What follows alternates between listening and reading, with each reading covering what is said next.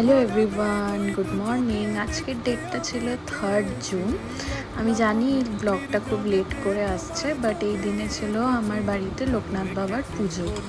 তাই অনেকগুলো রান্না বান্না ছিল, তাই আমি মাকে হেল্প করে দিলাম। এখানে আলুর দমটা প্রায় হয়ে এসছে, তারপরে পনিরটা বানিয়ে নেওয়া হয়েছে।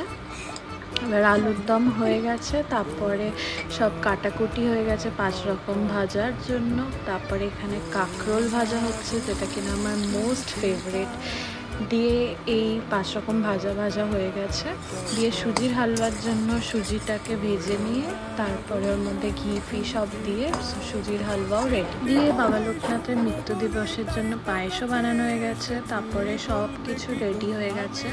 দিয়ে আমি তার খাবার দেওয়ার জন্য এই প্লেটটা সাজিয়ে নিলাম, দিয়ে ফলগুলোও রেখে দিলাম। তারপরে আমি লোকনাথ বাবার কাছে সব প্রসাদ চড়িয়ে দিলাম।